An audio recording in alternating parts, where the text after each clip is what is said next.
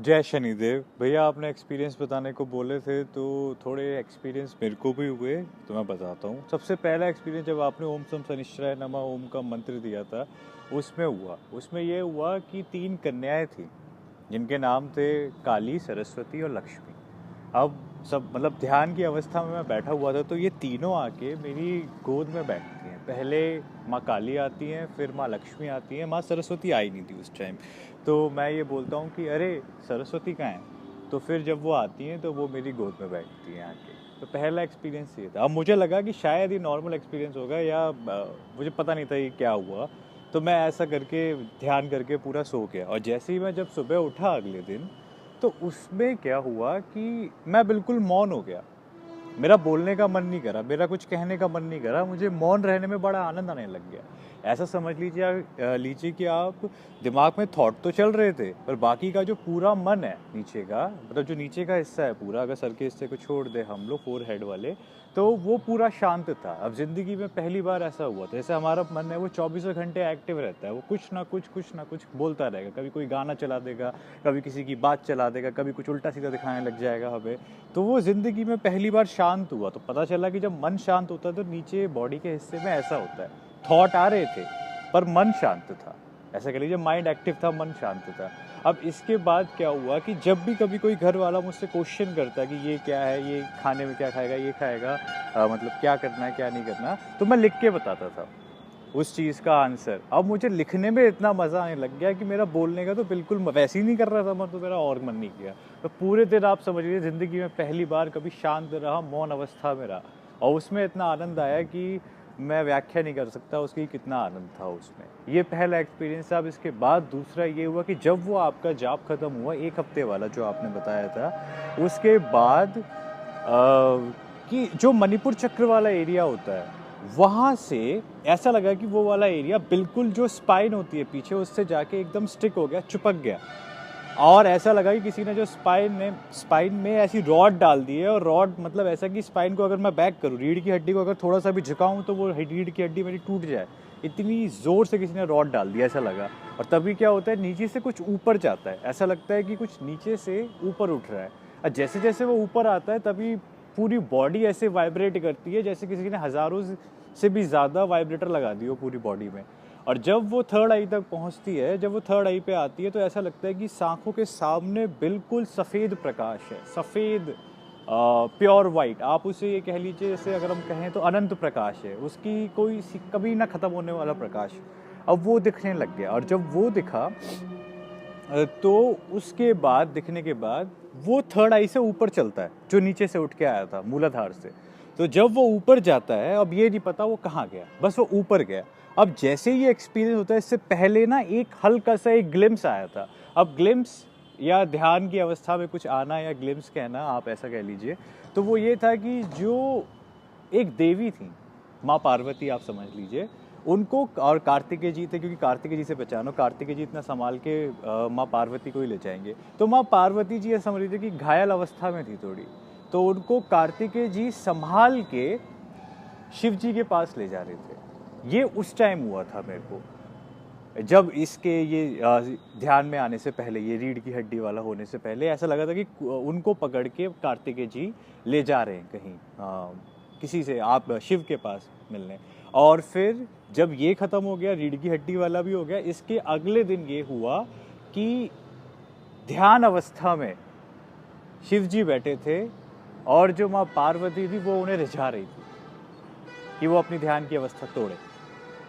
ये हुआ था इसके बाद। और जब आपने फिर ओम सम शनिश्चराय नमः ओम का जाप बताया, तो इसमें कल ये हुआ कि ध्यान चल रहा था, और ध्यान के टाइम पे ऐसा लगता है कि कोई स्त्री आती है। अब स्त्री आके वो बड़ी सुंदर स्त्री थी, काफ़ी ऐसे यौवनवान थी, आप ऐसे कह लीजिए उसे। वो आगे मेरे चरणों का स्पर्श करती है, और जैसे ही वो स्पर्श करती है तो मैं उससे ये कहता हूँ कि आप मेरे पैरों का स्पर्श क्यों कर रहे हैं। तो तभी फिर वो अवस्था जो थी, वो जो स्टेट था, वो भंग हो जाता है। और इसके बाद ये हुआ कि जब रात को जब ध्यान करके मैं सोया, तो ये आया कि एक देवी है, बहुत बड़ी विशालकाय देवी है, उनकी चेहरा आप देख नहीं सकते, बहुत विशालकाय थी। और उनके सामने ऐसा लगा कि मैं झुकना नहीं चाह रहा था। मतलब देव दर्शन मुझे पहले भी हुए हैं, अब पहले के देव दर्शनों में ये था कि किसी देव के आगे मैं हाथ जोड़ता था, किसी को जस्ट चुपचाप निर्विचार होकर देखता रहता था मन के साथ कि हाँ ये देवता हैं, ये दर्शन दे रहे हैं। फिर चाहे वो बाबा फरीद हो, साबिर बाबा हो या कोई भी हो, शनिदेव भी हुए थे उसमें काफ़ी। और उसके बाद जब वो आए, देवी आई, तो उसके सामने ऐसा लगा किसी ने ज़बरदस्ती झुका दिया मेरे को। अब फिर समझ में आया कि जो मेरा ईगो था वो नहीं झुकना चाह रहा था, मेरी आत्मा ने ज़बरदस्ती झुका दिया मेरे को वहाँ पे जाके। और जब ये हो गया, इसके बीच में एक अच्छी बात ये हुई कि भैया आप आए ध्यान में और आपने आके मुझे स्त्री और पुरुष क्या होते हैं इसका पूरा मतलब समझा दिया। इन दोनों के आपने इतने गूढ़ गूढ़ रहस्य बता दिए जो आज तक शायद, जहाँ तक मैंने जितनी भी किताबें पढ़ी हैं उसमें नहीं मिले। एक्चुअली जब इस स्त्री और पुरुष जो आपने ज्ञान दिया, जब मैं इसको एक पेपर पे लिखता गया तो ऐसे पता ही नहीं चला कब 35 पेज मेरे पूरे भर गए ये लिखते लिखते, जो आपने मुझे ज्ञान दिया था। तो आपने वो 35 पेजों में जब मैंने दोबारा पढ़े वो कि मैंने लिखा क्या है इसमें, जो ध्यान की अवस्था में आपने आके ज्ञान दिया था, मनु भैया ने आके, तो जब मैं उसे लिखता गया, पढ़ा मैंने, तो मैं बोला ये तो बहुत सूक्ष्म बातें हैं। क्योंकि साइकोलॉजी या अलग अलग जितने भी राइटर्स हैं मैंने सबकी किताबें पढ़ी हुई है, मैं बोला इतना क्यों गूढ़ ज्ञान तो किसी ने दिया ही नहीं है। अब फिर जो सबसे पहले जो साइकोलॉजी में सबसे अच्छी किताब जो बोलते हैं, जो फादर ऑफ मॉडर्न साइकोलॉजी भी कहते हैं जिन्हें, सिगमंड फ्रॉइड, तो उन्होंने एक किताब लिखी थी लेक्चर्स ऑन साइको एनालिसिस। तो वो किताब जब मैंने पढ़ी तो मैंने मतलब उससे ही पता चला कि ये जो किताब है, मैं बुराई नहीं कर रहा हूँ उनकी, सिगमंड फ्रॉइड की, बस मैं ये कह रहा हूँ कि वहाँ तक वो पहुँचे नहीं। ये तो जो बात है ये उसके ऊपर की है, क्योंकि स्त्री और पुरुष को जो इतने गूढ़ता से जो आपने मुझे समझाया, इतने छोटे छोटे रहस्यों क्या उजागर किए, ये तो कोई इंसान सोच भी नहीं सकता था कि ऐसा भी होता है। और ना ये उसकी किताब में लिखे किसी, ये आपको मतलब कहीं नहीं मिलेंगे पढ़ने को जो आपने मुझे उस टाइम वो रहस्य बताए थे। अब इसके बाद जब वो रहस्य पता चल गए और जब मैंने देखा कि उस किताब में भी नहीं है, तो फिर एक लगता है कि हाँ कोई चीज़ समझ में आ गई। और जब वो समझ में आई तो ऐसा, फिर आप एक समझ लीजिए कि एक व्याख्या कहते हैं, मतलब एक बहुत अच्छा सा कोट है कि जिसने जाना भोगा वो मुक्त हुआ। यानी कि जब आप किसी चीज़ को पूर्णता से जान जाते हो तो अब आप उससे मुक्त हो जाते हो।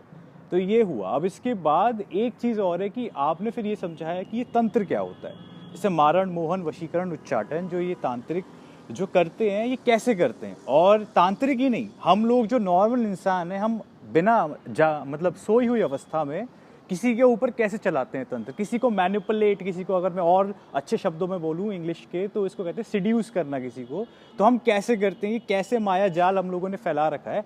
आपने मुझे ये समझाया कि देखो एक इंसान किसी को करने के लिए वो ऐसे करता है, ये तरीके होते हैं। आपने फिर ये बताया कि इसकी अगर काट करनी है शक्ति के उपयोग से, क्योंकि आप इस मॉडर्न मेथड या जो भी हम लोग जिस मॉडर्न दुनिया में जी रहे हैं इसके हिसाब से तो उनका कुछ नहीं हो सकता। ये तो हमारे उल्टे हावी होके किसी इंसान को तो पूरा का अपना गुलाम बना लेंगे। तो आपने बताया कि शक्ति से इनकी काट कैसे होती, कैसे मंत्र विज्ञान को समझ के, इस शक्ति रूपी जगत को समझ के, प्रकृति को समझ के आप इसकी काट करते हो, अपना बचाव करते हो, अपने बीवी और अपने बच्चों का कैसे बचाव कर सकते हो, ये सब तंत्र चला है। ऐसे सपोज करिए अगर कोई कहता है कि मेरे बच्चे अच्छे नहीं पढ़ रहे, या कोई कहता है मेरे बच्चे बिगड़ रहे हैं, या और भी बहुत सारी फैमिली मैटर्स होते हैं दुनिया में, तो अगर ये जो आपने ज्ञान दिया मुझे, अगर ये उसे पता चल जाए, या अगर वो ध्यान की अवस्था में उसे भी मिलेगा, अगर वो आप बहुत मेहनत करता है इस चीज़ में, तो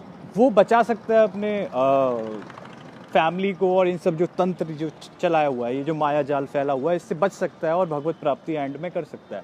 और दूसरी बात ये कि आपने ये बताया कि जो तंत्र होता है, मतलब ये जो हम जब कोई ध्यान में धाम में आता है कोई अगर पीड़ित व्यक्ति या स्त्री, तो उनके ऊपर ये चीज़ आई क्यों होती है, उसके पीछे कारण क्या होता है, जो बहुत डीप बातें हैं। फिर आप क्या करते हो, कैसे इलाज होता है, कैसे शक्तियों का सहारा लेके, कैसे सात्विक ऊर्जा का सहारा लेके उस बुरी शक्तियों की, नकारात्मक ऊर्जाओं का नाश होता है। और फिर आपने ये भी बताया कि जब जब धर्म की हानि होती है तब तक वो अवतार लेता है। तो वो अवतार कैसे लेता है, वो अवतार क्यों होता है, उसका रहस्य क्या है, और ऐसा क्या हो जाता है कि वो अवतार ले लेता है, और कैसे कैसे वो हर एक इंसान को सचेत करता है कि देख ये काम मत कर, ये काम मत कर। देख मतलब अगर कोई काम करने जा रहा है तो आपको आगाह पहले ही कर देता है कि देख ये मत करे, वो मत करे। तो एक वर्ड है भैया, existence is softer then cotton and harder than hammer. तो वो बात ठीक है कि जब माँ अगर बच्चे को बताती है कि प्यार भी इतना करेगी कि कोई हद नहीं उसकी, और जब फिर उसको सुधारने की बात आती है तो वो किसी भी हद पे चली जाती है। तो प्रकृति जो है वो माँ है, उसको माँ क्यों बोलते हैं, और जो पुरुष है उसको पुरुष क्यों बोलते हैं। तो अंत में जो प्रकृति पुरुष का रहस्य है आपने ये बताया मेरे को। अब इसके बाद ये था कि जब सबसे पहले पहले दिन मैं साधना करने बैठा था, जो आपने सबसे पहली वाली बताई, तो उसमें क्या होता है भैया, एक ऊपर ना एक आकाशवाणी होती है। मतलब जब ध्यान कर रहा था मैं, तो जैसे ऐसा लग रहा था फॉन्टेल एरिया जो होता है वहाँ से कोई कुछ बोल रहा है, तो वहाँ से एक आवाज़ आती है मेरे को कि तेरे पास कभी शक्ति की कमी नहीं होगी। तो अब फिर जैसे ही उसने ये बोला शक्ति की कमी नहीं होगी, तभी मेरी आंखें खुल गई और वो जो ध्यान था वो टूट गया।